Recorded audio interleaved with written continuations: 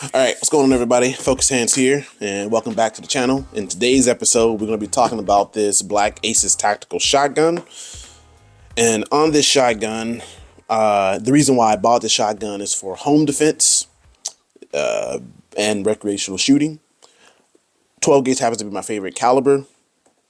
In the box, currently, I have two 5-round mags that I keep double-aught buck in.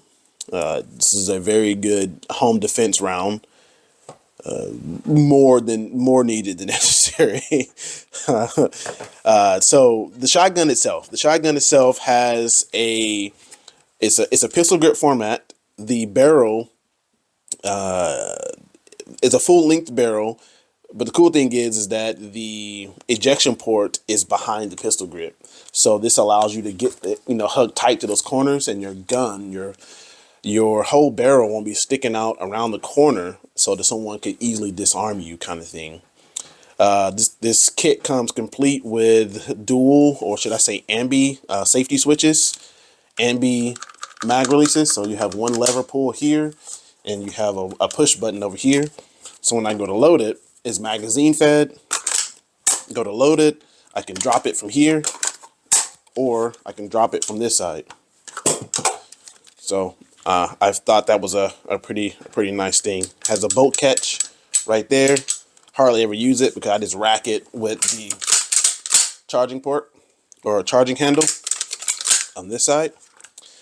What else does this have? I added on this QD, quick dismount sling, 2-point sling. I just honestly learned how to use it. I added the foregrip, so it's a 5-inch foregrip that has a green dot on it, and we'll talk about that in a second. It has a strobe light for blinding folks and a flashlight for finding folks that's hiding in the dark. This kit I added on these UTG Picatinny rail covers. And this just kind of helps my hands when I'm up here, my focused hands. I got to keep them up. I need these, So these help with protecting the Picatinny rail from damage or from me getting sliced when I'm doing stuff up here.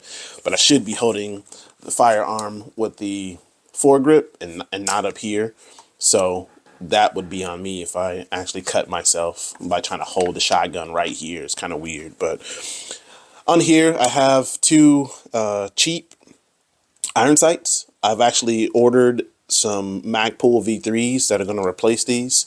And this is going to help with sighting in the weapon. And in part one, if you watched that, you saw me shoot this and in frustration because I wasn't hitting my targets like I wanted.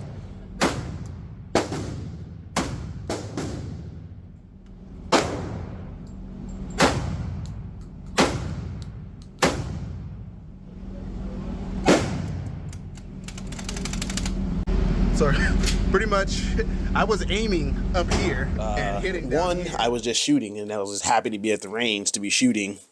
But I thought that my targeting or my marksmanship would be a little better than what it was.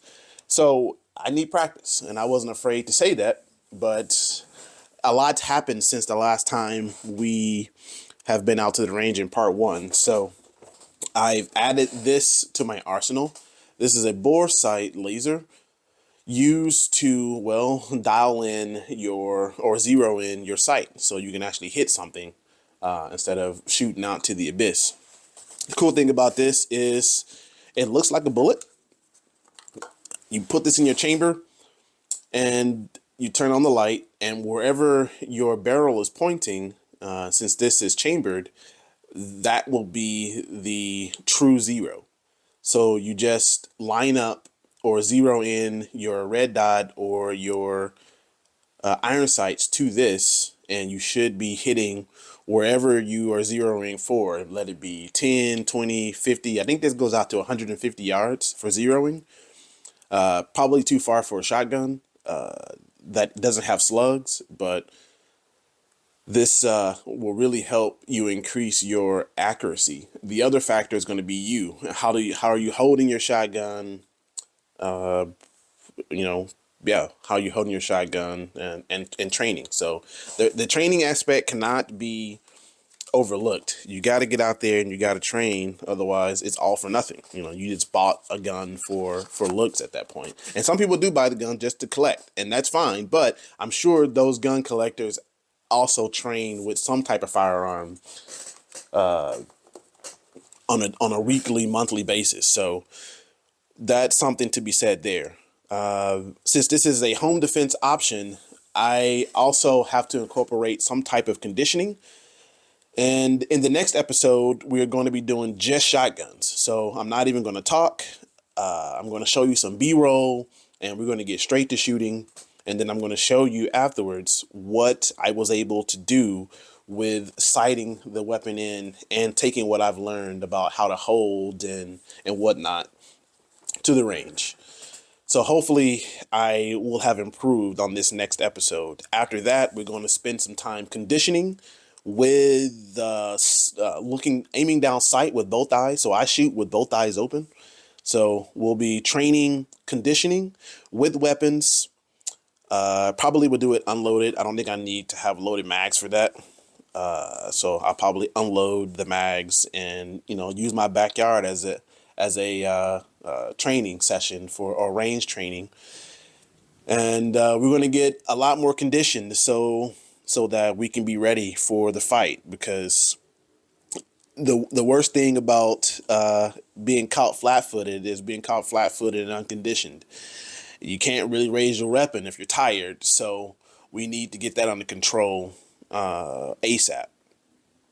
But that's going to be it for this episode. I kind of want to give you a little breakdown of this shotgun, why I got it. I think hopefully I explained why I got it. It's home defense.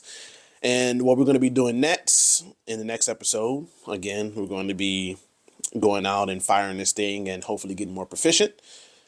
We should be much more accurate. We're going to be at 21 yards. I might do a 15 and a 21, but we'll be sighting in for both 15 and 21 and doing, you know, double taps, single taps, all kinds of stuff. Going to be training for low ready, high ready kind of stuff like that. And, you know, get better. And then we'll hop into a few more firearms that I have for concealed carry. And then we'll start doing our conditioning training and outdoor stuff that I'm really looking forward to once it kind of warms back up here in Texas. So I'll see you in the next episode. You know, don't forget to like, comment, and subscribe to the channel if you haven't. You know, use me as a resource. I should be lowest on the totem pole when it comes to firearms training and whatnot.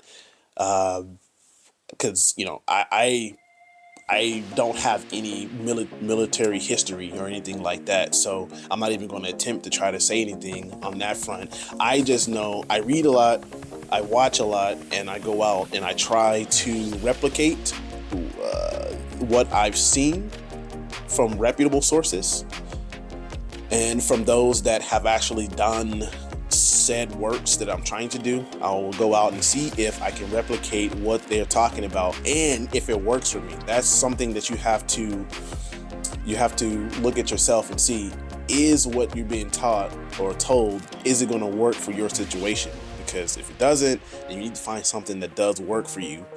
And right now, everything that I've done so far is working for me. And I want to give a shout out to the people that were helping me with the handgun control for the 5.7. Man, it's so much better, and I can't wait to show you all the results from that. So stay tuned, like I said, and I'll see you in the next one. Peace.